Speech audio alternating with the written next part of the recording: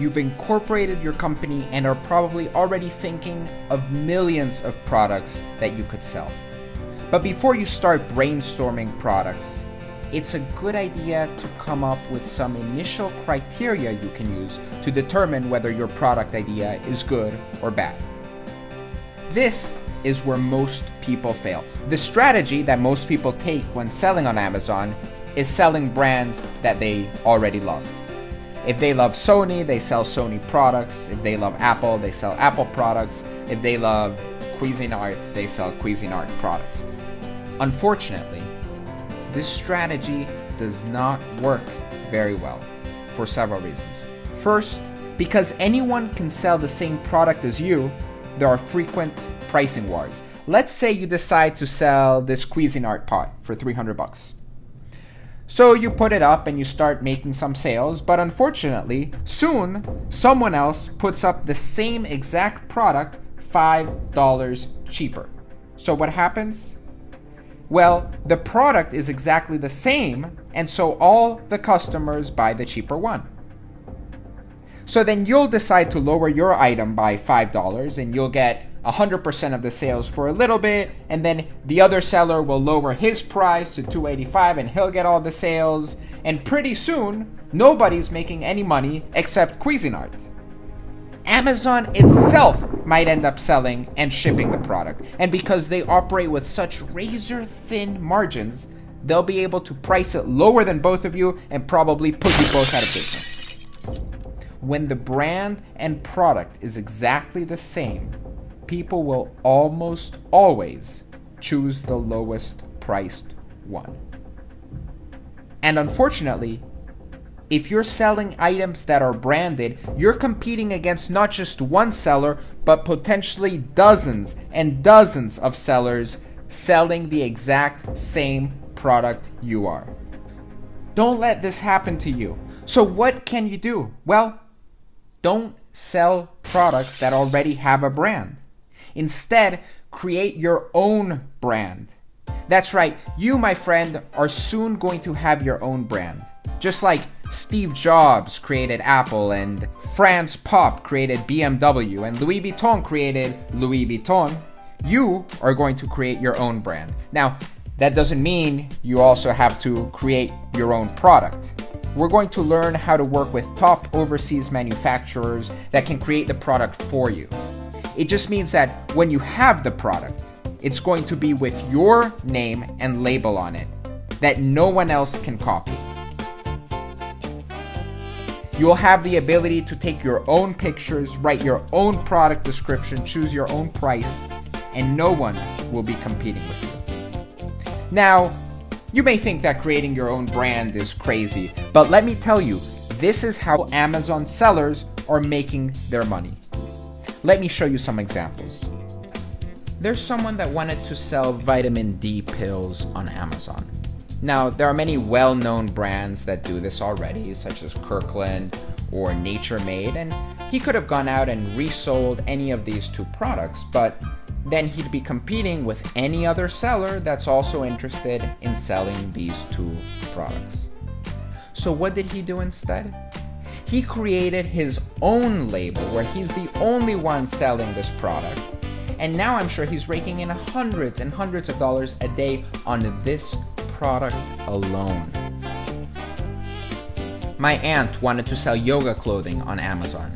Now, she could have gone out and resold Lululemon's clothes or Champion's clothes, but then she'd be competing with dozens of other sellers who are doing the same thing.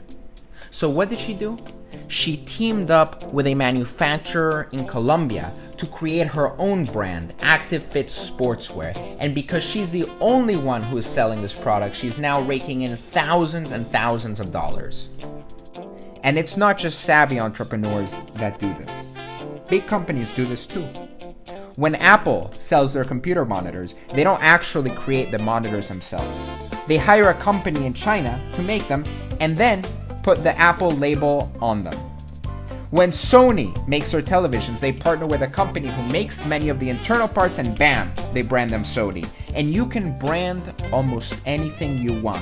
Yoga mats, beauty equipment, cutting boards, spatulas, tents, bowls, almost anything you can think of, because you can find almost anything from manufacturers worldwide, and you can stick your label and packaging on them. So then the question is, what's a good product to brand and sell? Well, we can explore this topic by telling you two of the items I would least like to sell: organic baby food and televisions. Can you guess why I would not want to sell these? Think about it. To brand my own organic baby food, I'd have to make sure it got USDA approved. Then I'd have to worry about the expiration date for baby food and making sure that I wasn't selling expired inventory. Then I'd be at a risk of liability if a baby got sick when eating my food. And finally, I would need to sell a ton of these to make a significant amount of profit. And then televisions, in my opinion, also very difficult to sell. First of all, they're heavy, which means I'd have to spend a ton on shipping back and forth from China and then back and forth to the customer.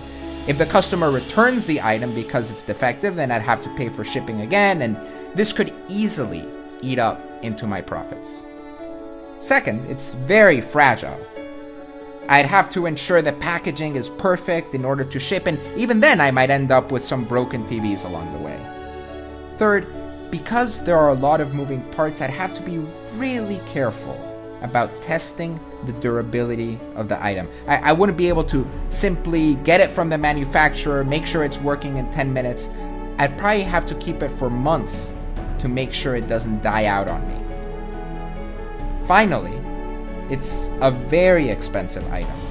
That means that if I overestimated the demand for the item and ordered too many televisions from the manufacturer, I might end up losing a lot of money.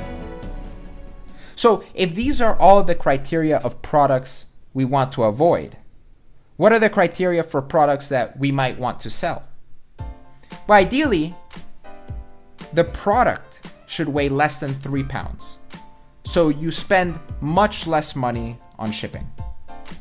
A price between $20 and $300 is a good sweet spot, particularly for those just starting out on Amazon. When you sell a product for $20, it probably costs you only about $2 to manufacture. So if you don't sell a lot of them, it's not a huge loss. We also want a product that's long-lasting and doesn't have any expiration dates. One that's small and easy to pack. One that has minimal liability, and one that's very durable. These are just some initial criteria to get you started. But you can feel free to add to this list or change it as you wish.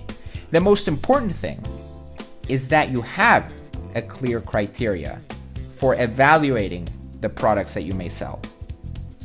You can use this spreadsheet to list the criteria. In the brainstorming section of the spreadsheet, you can put the criteria in which you'll judge your products. You can feel free to add more criteria as you develop a greater sense for the types of products you like to sell. Once you've outlined your criteria for a good product, you can start brainstorming some awesome product ideas.